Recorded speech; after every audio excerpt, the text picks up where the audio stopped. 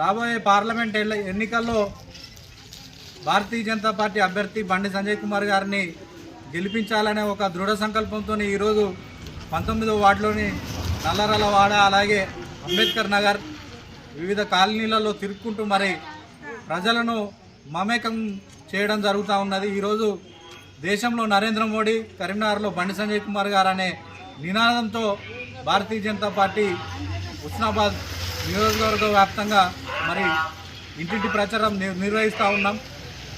గత 5 సంవత్సరాలుగా నరేంద్ర మోడీ గారి నాయకత్వంలో అలాగే బండి సంజయ్ కుమార్ గారి నాయకత్వంలో దేశంలో 10 సంవత్సరాలు, ఇక్కడ 5 సంవత్సరాలు, ఇలా ఈ 10 సంవత్సరాలు కనుక చూసుకున్నట్టయితే దేశవ్యాప్తంగా నరేంద్ర మోడీ గారి నేతృత్వంలో జటిలమైన సమస్యలను సైతం, జాతీయ సమస్యలను సైతం 370 ఆర్టికల్ అయితేంది, ట్రిపుల్ తలాక్ అయితేంది, వివిధ కఠిన సమస్యలను పరిష్కరించిన ఏకైక వ్యక్తి, ఏకైక నాయకుడు నరేంద్ర మోడీ గారు.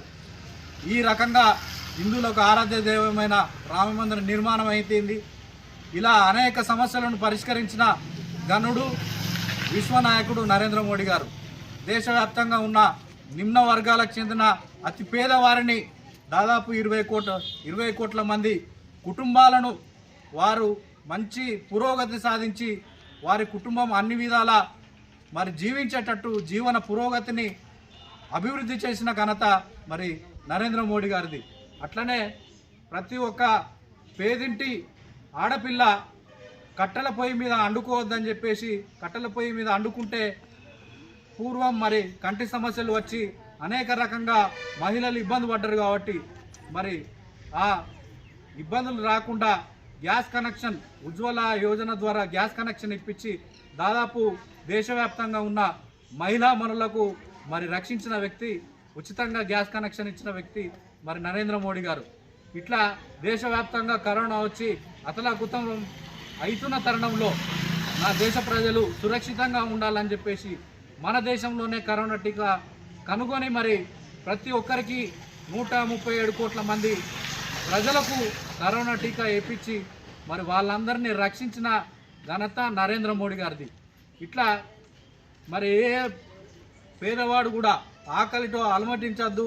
దాదాపు 3 సంవత్సరాల కాలంలో కరోనా వచ్చి ఇబ్బంది పడుతూ ఉంటే, ఎవరింట్లో బియ్యం లేక, పనులు లేక ఇబ్బంది పడుతూ ఉంటే ప్రతి ఒక్కరికి 5 కిలోల బియ్యం ఇచ్చి మరి ఇప్పటికి కూడా దాదాపు 2-3 సంవత్సరాల నుంచి మరి 5 కిలోల బియ్యం ఉచితంగా ఇచ్చి ఏ ఒక్క పేదవాడు ఆకలితో అలమటించద్దనే ఒక గొప్ప ఉద్దేశంతో నరేంద్ర మోడీ గారు ఉచిత బియ్యం తీసుకొస్తూ ఉన్నారు.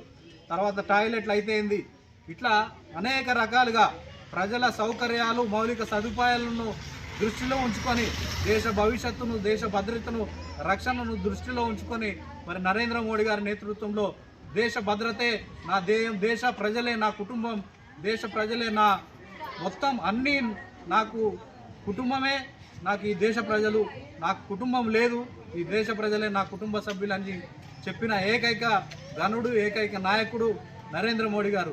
ఈ రకంగా కరీంనగర్లో కనుక చూసుకున్నట్టయితే బండి సంజయ్ కుమార్ గారి నేతృత్వంలో దాదాపు 12,000 కోట్ల రూపాయలతోని మరి నియోజకవర్గం అభివృద్ధి చెంది మరి చేస్తూ ఉన్నారు. అనేక రకాల జాతీయ ప్రాజెక్టులు, అనేక రకాల కేంద్ర ప్రభుత్వ పథకాలు తీసుకొచ్చి మరి నరేంద్ర మోడీ గారి నేతృత్వంలో బండి సంజయ్ కుమార్ గారు మరి అనేక రకాల స్కీమ్స్ తీసుకొచ్చి కరీంనగర్ పార్లమెంట్ను అభివృద్ధి చేసిండ్రు. రెండోసారి ఆయన ఎంపీ అభ్యర్థిగా ఉన్నారు. మరి హుస్నాబాద్ పట్టణ ప్రజలందరికీ కూడా మేము విజ్ఞప్తి చేస్తూ ఉన్నాం, చేతులెత్తి నమస్కరిస్తూ ఉన్నాం.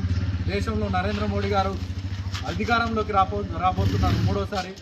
ఈరోజు మరి మంచి దృఢమైన పోరాట యోధుడు, పోరాటమే శ్వాసగా ప్రజల సమస్యల పట్ల నిరంతరం కొట్లాడే వ్యక్తి బండి సంజయ్ కుమార్ గారు. కాబట్టి మరి ఆయన కమల పువ్వు గుర్తుకు రేపు జరగబోయే ఓటింగ్లో మరి అధిక శాతం మరి ఓట్లేసి భారతీయ జనతా పార్టీని గెలిపించాలని విజ్ఞప్తి చేస్తారు.